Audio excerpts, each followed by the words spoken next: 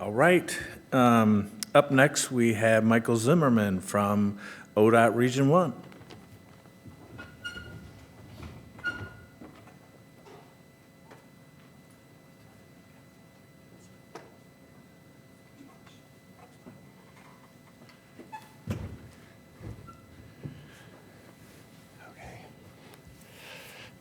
So I get to talk about where the rubber hits the road, so to speak.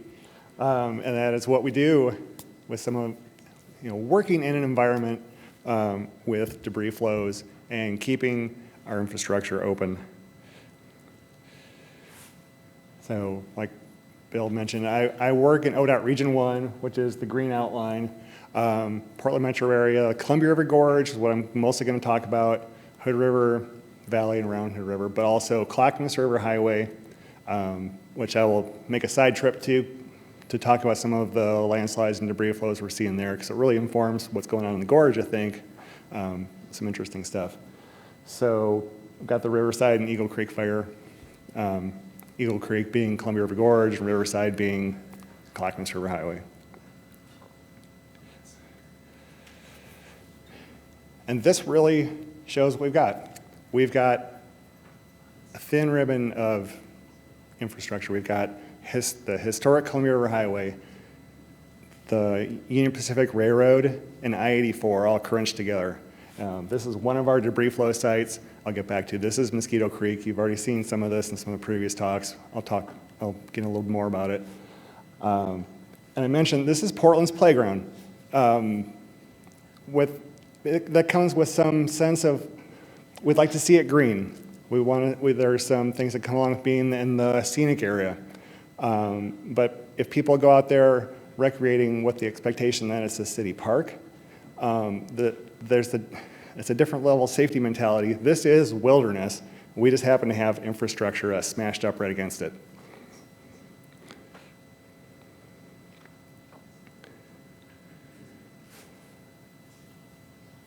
And when it's a complex human environment, there's a lot of stakeholders. There's rules about what we can and can't do. There's a lot of things I'd like to be able to do, but then actually, we got to keep kind of a soft touch on the land, and I'll get into that a little bit, because we are in this Columbia River Gorge National Scenic Area, and that drives a lot of what we can and can't do. And this is the Warrendale-Dodson area. You've seen this particular debris flow a number of times. So in the scenic area, we have to keep it, like I said, visually subordinate, put that in quotes. Anything we do has to sort of match in and blend in and disappear. We don't want to see something new built. It also goes into, we look at key viewing areas, which can include going over to the Washington side of the river, taking photos of areas where we're going to work and do a rendering to show how this fits in with the landscape. So that when we're doing some infrastructure, even for our state trail that we're building, there's a lot of review and things we can and can't do.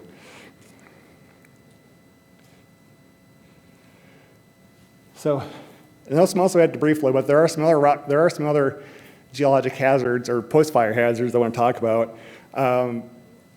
Rockfall, hazard trees, debris flows. But rockfall really, and there was some talk about freeze thaw. Rockfall happens. We see that during the fire, right after the fire, and for a while after the fire. Got them out of order. Okay. So, talk about hazard trees first. Okay, this is a pretty unique. Well, it's not just unique to fire. But I will say in my 4 years I've been at ODOT,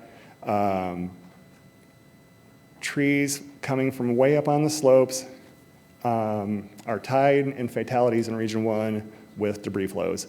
So the trees will come from, this isn't that fatality, but this is a good example of just where those trees can come from. You can see in the yellow arrow up top, that's where it came from, slid down the scree slope, through a stand of trees, through a retaining wall, and across the highway. So this is a real hazard. It's something else to be aware of.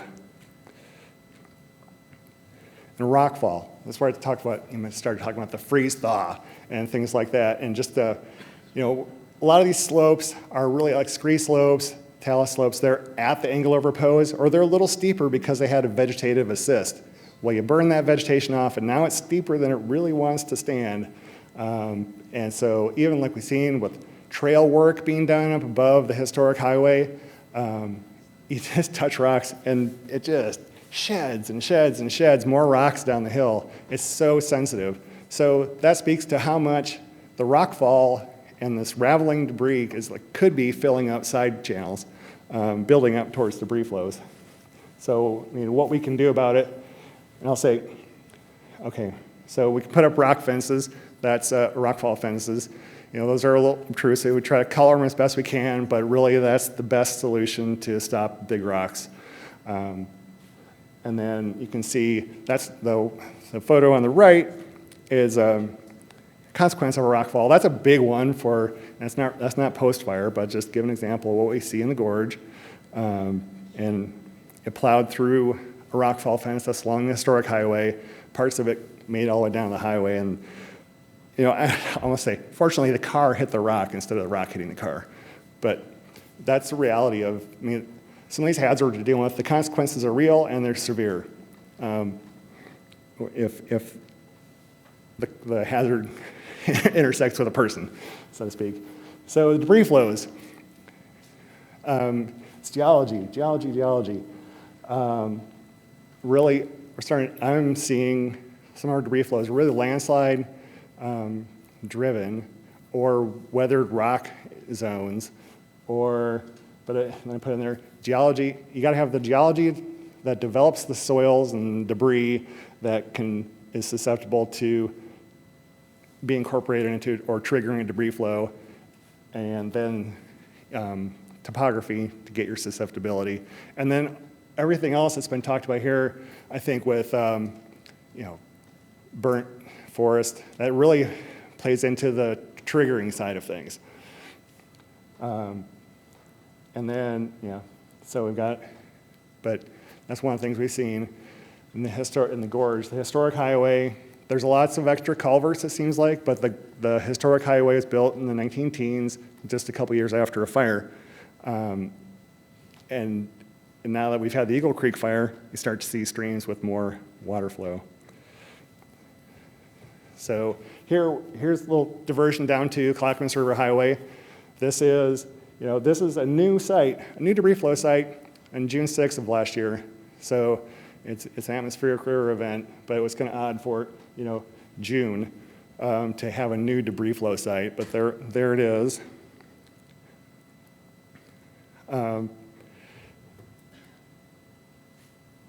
This is what we're seeing in the Riverside fire area.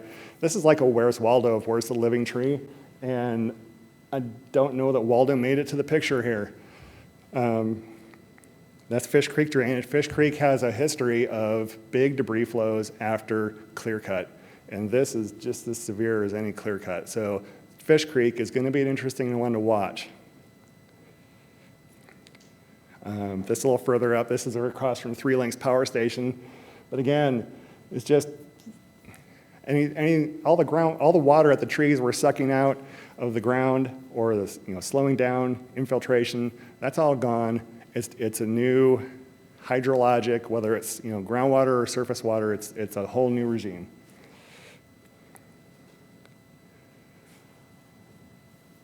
But what we see mostly in Clackamas River Highway and in the gorge is this Columbia River basalt, which forms rock, or it doesn't really weather down to clays and stuff. It really gives you more of a rubbly debris. So how do we get debris flows out of that? Well, maybe those just contribute to the bulking. But really what's the problem is up on top. And this is that same debris flow. There's this little layer. It just shows up as a dotted line in the geologic maps. And that's the Vantage Rise, and it's a sedimentary interbed, and it causes all sorts of problems around the region. It weathers down to clays, and that's where these little landslides are initiating and then dropping into the channels, and then it bulks up as a debris flow and heads down to the highway. Again, here's another one. That landslide's a little hard to see, and actually can't see it from the road, but we saw it from the air. Another landslide kicking off right in the vantage horizon. And then there's this one. You've seen this one. This is one we talked about from last November. There's that big flat bench with all the trees growing on it. That's a big landslide up at the top of the drainage. And the yellow arrow is our debris flow down to this one, which you've seen some pictures of already today. And this was actually a couple debris flows over that weekend. But we're going to get up and fly this in the next week or two and look and see where the actual source was, because it's, as I mentioned, it's pretty rugged to try to hike up that. And I really don't have an interest in driving miles into a burnt area to get it from the top. I mean, unless I've got some friends with chainsaws so I know I can get back out. It's getting up in those forests, in these burnt forests, I'm kind of, no thanks. Yep, and just I've been out there on clear, calm days and hear trees crashing down. Wow, Anyway, so we're back to the gorge in this Mosquito Creek site. The photo on the left is 2017 before the Eagle Creek fire, which you look up on top. There's lots of green trees above the cliffs, and then most of them are dead in 2021 with the fire being in September 2017. Mosquito Creek, yeah, it did change. So now we're seeing it flow more intensely and flow year-round, where it used to be seasonally intermittent to stream. And this is our source area. Again, this is the geology. This is a landslide way up on top. This is just part of the landslide, but it's just briefly, it's lava flow that flowed into water, and it creates a glass which breaks down to a clay. So it's more susceptible to landsliding. But the area off on the left, right above where it says the dates, that's also part of the landslide. All the kind of the green the bright green off on the left in the sun, that's all landslide. That's part of the source area. Here's another shot at that. You can see the crack, the landslide scarp. Everything between that scarp and the cliffs is moving, even out onto the point down at the far lower left. That's all part of this landslide. It's feeding into Mosquito Creek.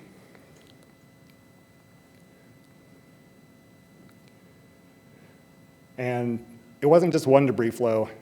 There were at least 30 that I was told about, and when maintenance guys started telling me about what's going on down, I'm like, oh, how much was on the highway? And I'd write it down, and then finally put it into a spreadsheet when I realized it was just keeping on going, and we got to 30. I mean, it's pretty significant, and a lot of these are maybe you've got a debris field that keeps readjusting, so some of them are probably, but there are definitely some that are landslides up top falling into the drainage. There are other ones where it's already debris in the drainage that are coming down. But anyway, 30 debris flows at the highway. It was getting to the railroad, too. The railroad finally came up. They said, can we put some bins on the historic highway? We said yes, but you have to clean out behind it because it kind of seems like an unsafe area to be in. So that's up to you guys to assess the safety, but I'm telling ODOT folks to stay out of there. But the railroad came in, kept their railroad open. Historic highway was the catchment area, and kept things moving. So we had the opportunity that actually starting that spring. Well, that was a pretty dry year with record dry March and a near record dry April, or maybe it's the other way around, but they're super dry. So we were actually able to get up there and do some earthwork. So, but it's about as steep as you can operate equipment. But we did put in a berm and kind of straighten out the channel, which is great to have this opportunity to actually do something to deal with landslides. And the whole goal is we have got an old rock pit, which ODOT just happens to still own. We actually thought we had surplused it off to state parks, but the state parks came back and said, no, it's not ours. And so we got maps showing that it is. So that was a little, hiccup, delay. It was just kind of a little interesting side note. But we put some sediment basins down there. They're not complete catchments, but it's a flat area. It allows most of the debris to settle out. There still has been some that's gotten down the road when these things have been partially completed.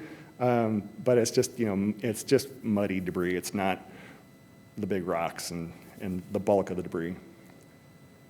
And really, we build things, and then we don't give our maintenance folks any money, additional money to fix it and keep it operational. So anything we build, I went to with this, the idea that it needs to be maintainable. It needs to be something they can do themselves with the equipment they have, or it's easily contractable out to like earthwork contractor. It's not some specialty fence or anything, which those have their place, but this one isn't that site. We were able to, and you can see on the right side of this photo is our original diversion channel. We came back in this fall and into this winter even, building, it's a MSE wall structure basically. There's concrete blocks on the uphill side, there's bio bag on the downhill side that should be has growing medium in it, should green up, but it's a pretty tall wall, 15, 20 feet some places, which to get that built in the gorge that's an accomplishment. But it's hidden up in the trees. We actually kept a lot of trees. We could have done something different if we could have cut down a lot more trees. We had done a simple earthwork type problem, but we tried to keep the footprint narrow, and which means you got walls on both sides, but that kept a lot of the trees that screen the more building. And then you can see here's the debris basins that it flows down to.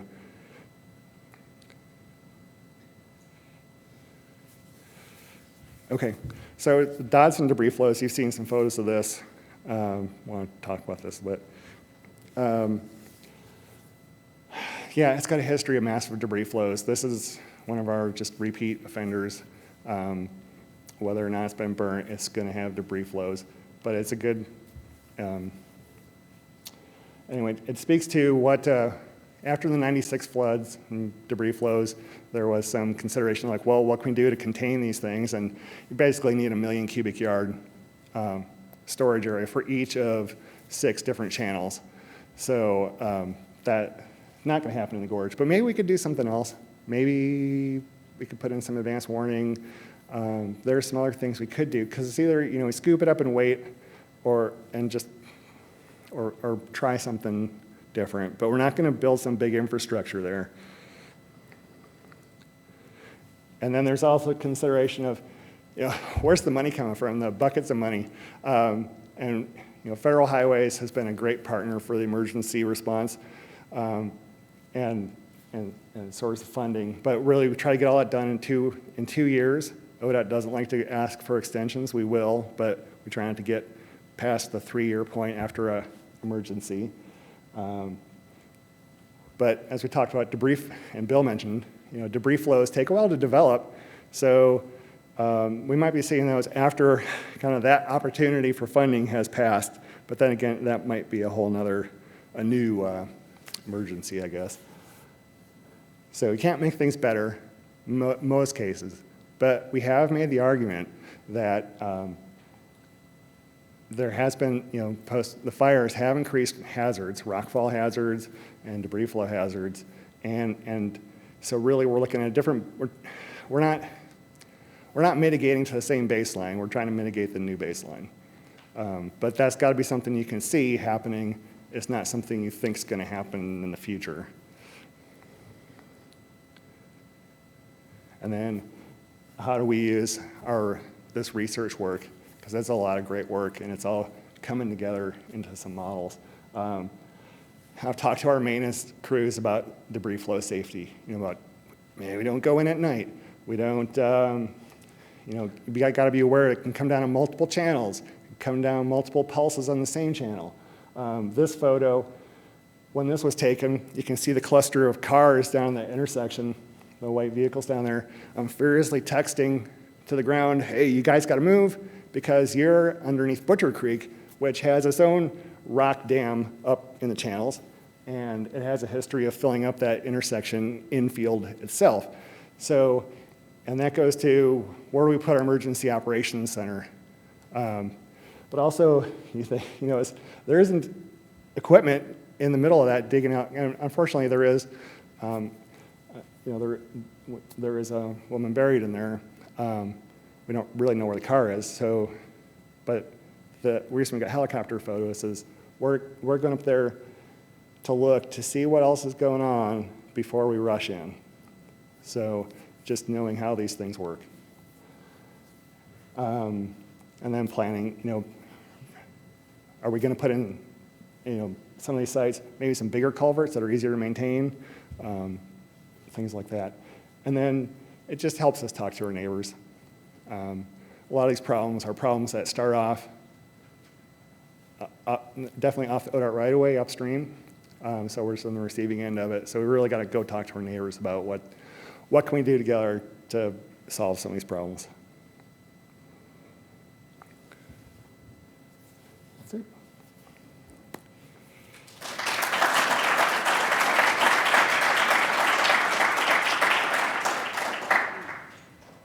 We have time for a question or two. Thank you. A lot of respect for what you're doing. Be in charge of keeping these roads open and how to think about that is something that we all can miss as geologists. So thanks for the peek into that world.